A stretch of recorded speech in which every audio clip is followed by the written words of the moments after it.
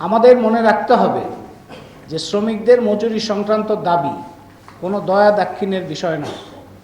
মালিকেরাও শ্রমিকদের মা বাবা নন। মজুরি, যথাযথ মজুরি, এটা হচ্ছে শ্রমিকদের প্রাপ্য। কোনো শ্রমিক 10, 12, 14 ঘন্টা কাজ করে এখন যে মজুরি পাচ্ছেন সেটা স্বাভাবিক আয় নয়। 8 ঘন্টা কাজ করেই তার বাঁচার মতো মজুরি পাওয়ার কথা। এক ব্যক্তির যা আয় করার কথা তা যদি পরিবারের 2-3 জনের আয় দিয়েও পূরণ না হয় তাহলে তা খুবই অস্বাভাবিক এবং অযৌক্তিক পরিস্থিতি। সেটাই এই গত 15 বছরের স্বৈরশাসনের সময় চলেছে এবং এখনও তার পরিবর্তনের কোনো সূচনা হয়নি। যার পরিবর্তন অবশ্যই হতে হবে। শুধু একটি খাত নয়, জাতীয় পর্যায়ে ন্যূনতম মজুরি হতে হবে বাঁচার মতো। সংগঠন, মত প্রকাশ ও ভোটাধিকারের মতো এই বাঁচার মতো মজুরিও হচ্ছে সর্বজনের একটা গণতান্ত্রিক অধিকার। এটা আমাদের মনে রাখতে হবে। এই অধিকারের দাবি জানাতে গিয়ে জীবন যাবে, জখম হবে, জুলুমের শিকার হবে শ্রমিক, এটা কখনোই হতে পারে না। এর অবসান দরকার এবং তার জন্য এসব ঘটনার যে দায় দায়িত্ব এবং এর যে করণীয় সেটা আমাদের নির্ধারণ করা দরকার। সেই কাজ করার লক্ষ্য নিয়েই আমরা এই গণতদন্ত কমিটি গঠন করেছিলাম। গণতদন্ত কমিটির অনুসন্ধানের মধ্য দিয়ে বিভিন্ন প্রাপ্ত তথ্য, বিভিন্ন ব্যক্তির ভাষ্য, দলিলপত্র, সংবাদপত্র, রিপোর্ট, সাক্ষাৎকার সবকিছু পর্যালোচনা করে আমরা এই মতো সিদ্ধান্তে এসেছি যে 1. মজুরি এবং কারখানায় নানাবিধ অন্যায় অবিচারে শ্রমিকদের ক্ষুব্ধ হবার যথেষ্ট কারণ আছে। এটা হচ্ছে আমাদের 1 নাম্বার সিদ্ধান্ত। মজুরি এবং কারখানায় নানাবিধ অন্যায় অবিচারে শ্রমিকদের ক্ষুব্ধ হবার যথেষ্ট কারণ আছে। 2. কিন্তু এই বিষয়ে যথাযথভাবে নিজেদের মত ও অভিযোগ জানানোর জন্য সংগঠন বা স্বাধীন ট্রেড ইউনিয়ন নাই। এগুলো করার পথে পর্বত প্রমাণ বাধা সৃষ্টি করে রাখা আছে। 3. মালিকদের স্বার্থ রক্ষা ছাড়া শিল্প পুলিশের আর কোনো ভূমিকা দেখা যায় না। মালিক নিয়োজিত সন্ত্রাসী বাহিনীর সাথে রাষ্ট্রীয় বাহিনীও শ্রমিকদের উপর আক্রমণাত্মক ভূমিকাই পালন করে। প্রশাসনকেও আমরা একই ভূমিকাই দেখি। 4. আলোচ্য শ্রমিক হতাহতের ঘটনায় প্রধান দায় আমরা পাচ্ছি রাষ্ট্রের প্রশাসন, পুলিশ ও মালিক পক্ষের। বিশ্বমানের থার্মিক্স রড, সালাম স্টিল থার্মিক্স, দেশের একমাত্র থার্মিক্স রড। গত জুলাই 2024-এ শুরু হওয়া কোটা সংস্কার আন্দোলনকে কেন্দ্র করে পুলিশ সহ সরকারি বাহিনীগুলোর নৃশংসতা তাই বিচ্ছিন্ন ঘটনা নয় বা নতুন কোনো ঘটনা নয়। শিক্ষার্থী গণ অভ্যুত্থানে 5ই আগস্ট শেখ হাসিনা সরকারের পতন হয়েছে।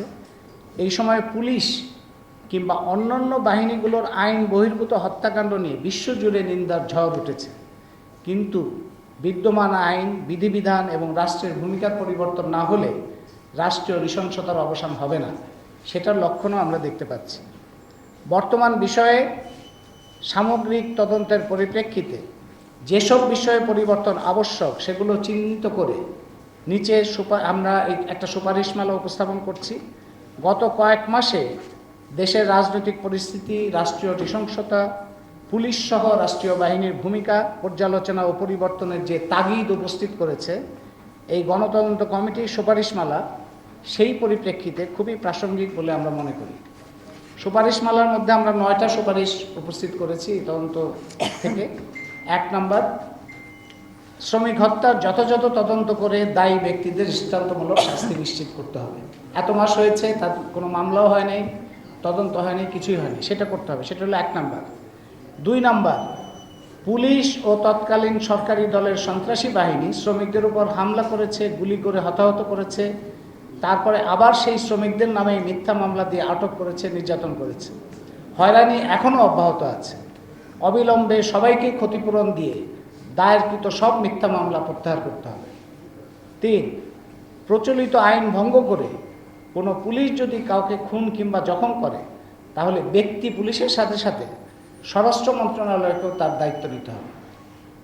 4, আমরা বরাবর দেখছি শিল্প পুলিশ তার ঘোষিত অবস্থান অনুযায়ী মালিক পক্ষের লাঠিয়াল বাহিনী হিসেবে ভূমিকা পালন করে, যা শিল্প পরিবেশ ক্ষুণ্ণ করে এবং শিল্পাঙ্গনে অনাস্থা ও অনিশ্চয়তা তৈরি করে।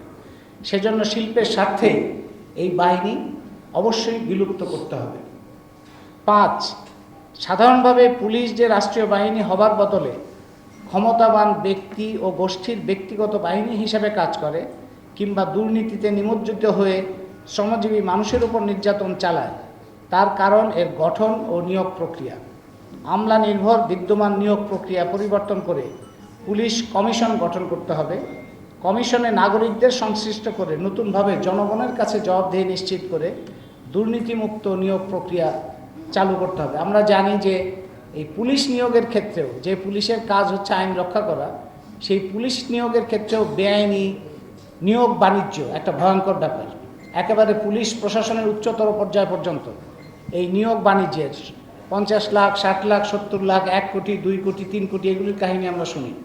তা একজন পুলিশের নিয়োগ যদি হয় 50 লাখ টাকা দিয়ে, তার যদি নিয়োগ নিতে হয়, তাহলে তো তার নিয়োগ পাওয়ার পরে তো তার এই টাকাটা তুলতে হবে, এবং এই টাকাটা তোলার জন্যই তাকে বিভিন্ন ধরনের নির্যাতন, নিপীড়ন, আটক বাণিজ্য এগুলোর মধ্যে তাকে যেতে হয়। সুতরাং পুরো নিয়োগ প্রক্রিয়া জনগণের কাছে জবাবদিহি নিশ্চিত করে, একটা নাগরিকদের সংশ্লিষ্ট করে দুর্নীতিমুক্ত নিয়োগ প্রক্রিয়া চালু করতে হবে।